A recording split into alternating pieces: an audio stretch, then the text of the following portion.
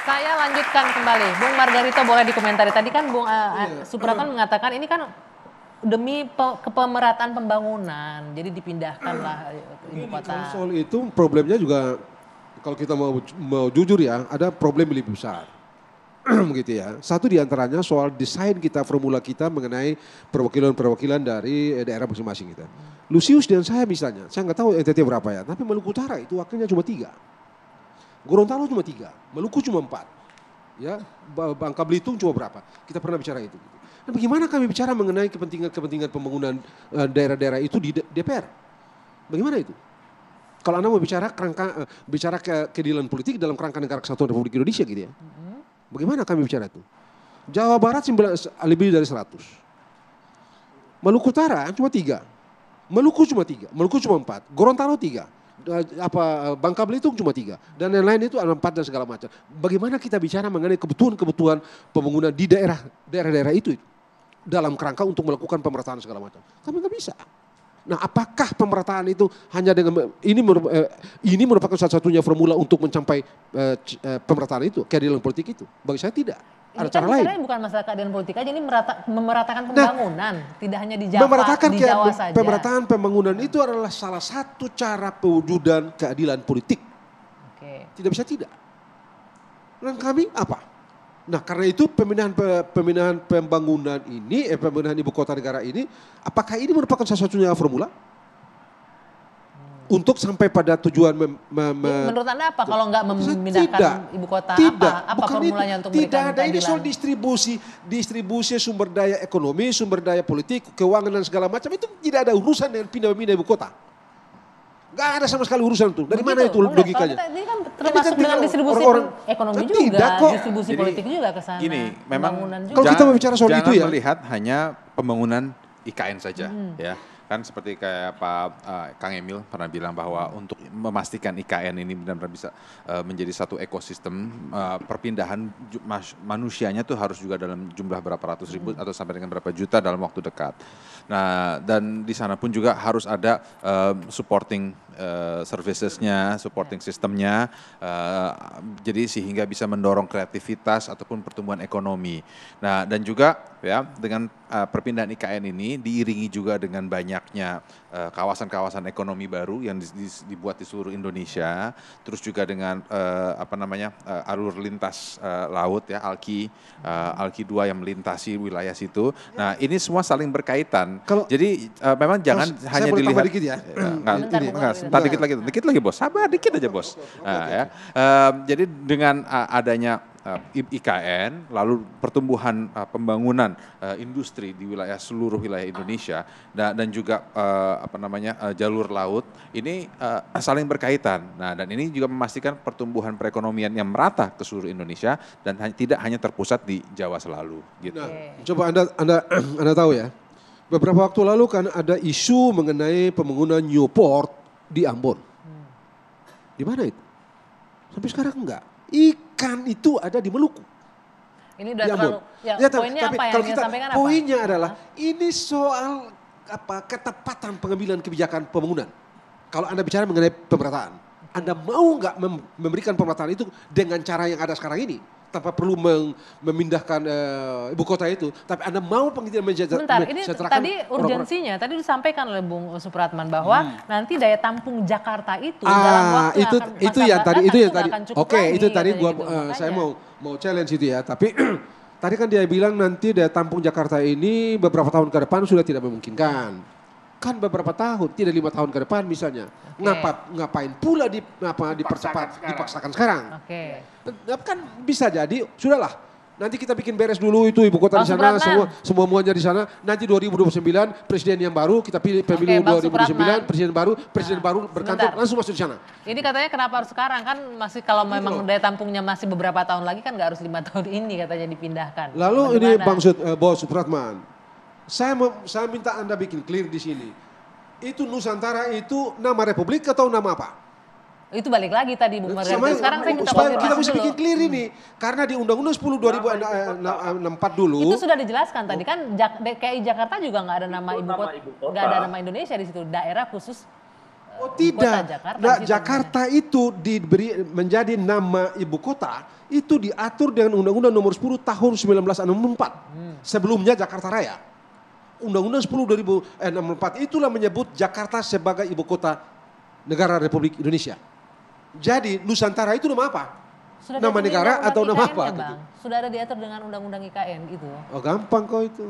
Supaya jadi oke, kecuali kalau misalnya begini, saya tidak baca undang-undang itu.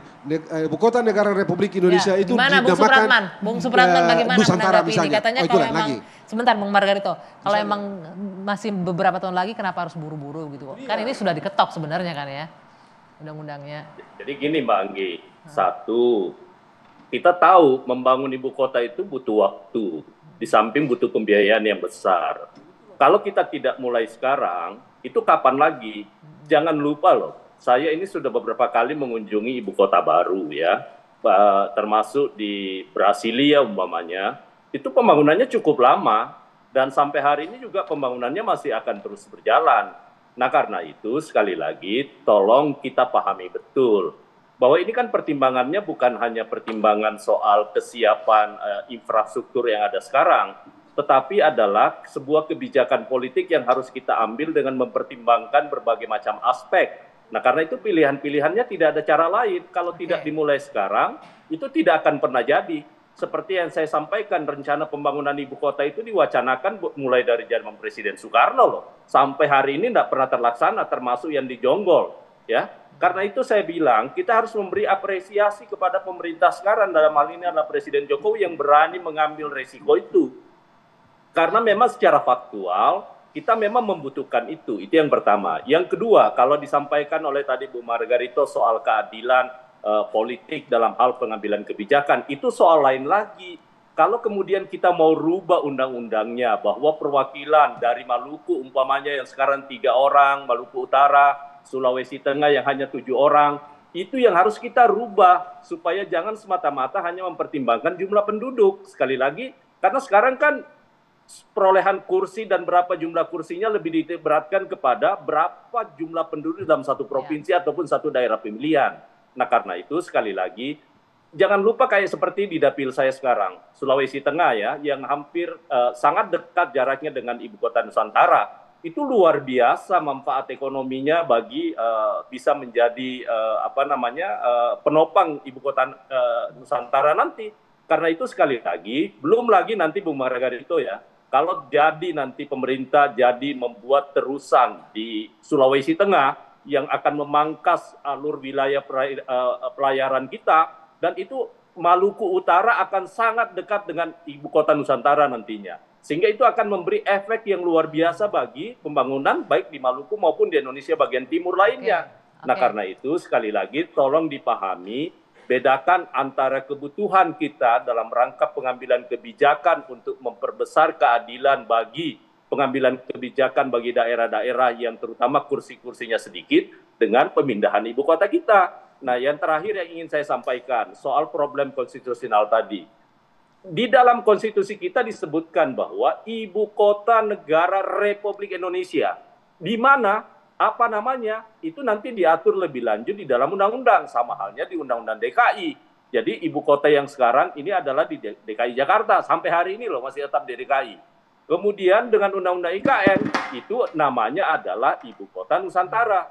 Nah satu hal yang ingin saya sampaikan terakhir kepada Mbak Anggi dan kepada teman-teman semua, masih ada satu pekerjaan yang belum selesai yang harus dilakukan oleh Presiden Jokowi untuk memindahkan ibu kota, yakni menerbitkan peraturan presiden, keputusan presiden untuk pemindahan ibu kota. Sepanjang keputusan presiden terkait dengan pemindahan ibu kota itu belum ditandatangani, maka ibu kota kita masih tetap ada di Jakarta. Dan terakhir Mbak Anggi, tadi disinggung Undang-Undang DKI.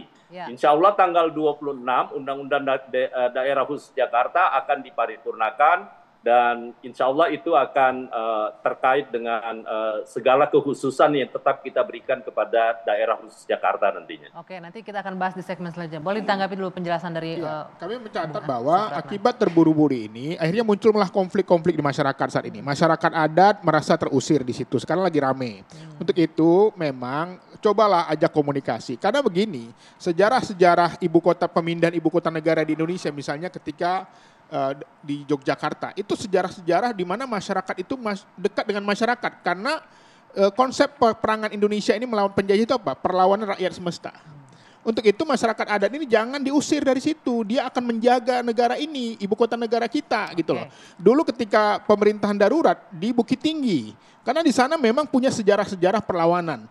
Jadi kami melihat bahwa jangan sampai membangun istana itu menyingkirkan masyarakat setempat yang ini tentu saja menimbulkan konflik baru. Harusnya masyarakat adat dirangkul, mereka dibiarkan tinggal di samping istana itu supaya mereka satu hari bisa menjaga negara ini. Ya, kita yakin juga pemerintah pasti mendengarkan nih aspirasi-aspirasi yang seperti ini. Baik, nanti kita akan lanjutkan kembali dua sesi. Tadi sudah disinggung bahwa RUU DKJ akan segera disahkan di paripurna. Apa saja poin yang krusial yang harus dibahas? Kita akan lanjutkan usai jeda saat lagi di dua sisi.